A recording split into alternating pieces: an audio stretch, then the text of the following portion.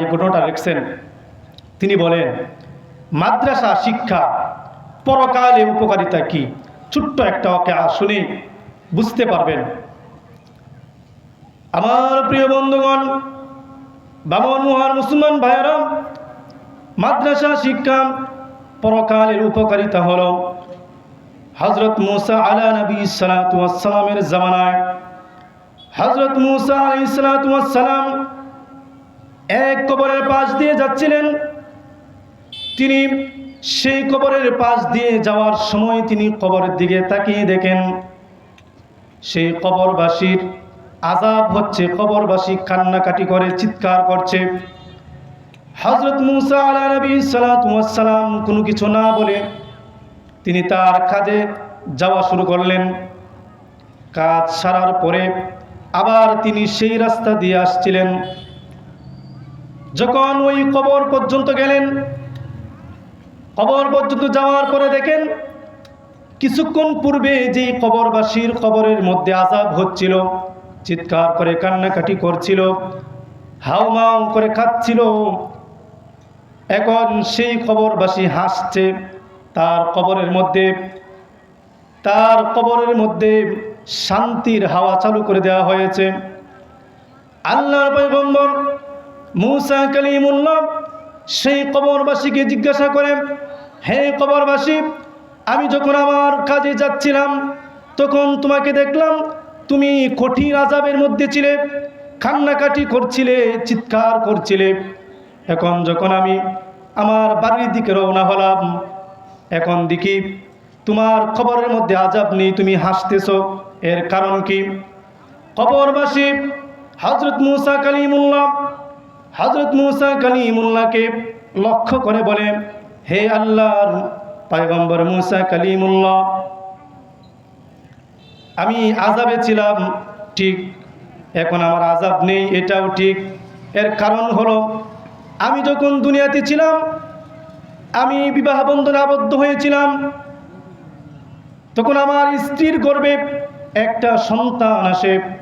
আমি আমার স্ত্রীকে বলেছিলাম, হে আমার প্রাণের স্ত্রী, আমি যদি আমার সন্তান গর্ভপাত হওয়া পর্যন্ত আমার যদি হায়াত না থাকে, সেই পর্যন্ত যদি আমার হায়াত প্রলম্বিত না হয়, হে আমার কলিজার টুকরা স্ত্রী, হে আমার প্রাণের স্ত্রী, আমি তোমাকে ওসিয়ত করছি, তোমার গর্ভে যে সন্তান আছে সেই সন্তান জন্মগ্রহণ হওয়ার পরে সেই সন্তানকে তুমি মাদ্রাসায় পড়াবে। কবরবাসী বলে, হে আল্লাহর পয়গম্বর মুসা কালিমুল্লাহ, আমার সেই সন্তান কয়েক বছর আগে জন্মগ্রহণ করেছে, হাঁটি হাঁটি পা পা করে আস্তে আস্তে হাঁটতে পারে। যখন হাঁটতে পারে, আমার স্ত্রী আমার ওসিয়ত অনুযায়ী আমার সেই সন্তানকে মাদ্রাসা শিক্ষার জন্যে মাদ্রাসায় নিয়ে যায়। মাদ্রাসায় যাওয়ার পরে তার উস্তাদ তাকে সর্বপ্রথম যে সবক দিয়েছিল সেই সবক হলো বিসমিল্লাহির রাহমানির রাহিম। যখন উস্তাদ আমার সন্তানকে বলে, হে দুধের শিশু, তুমি আমার সঙ্গে পড়ো বিসমিল্লাহির রাহমানির রাহিম, তখন আমার সন্তান তার উস্তাদের সাথে সাথে যখন বিসমিল্লাহ পাঠ করলো, আল্লাহ রাব্বুল আলামিনের দয়ার সাগরে ঢেউ উঠে যায়।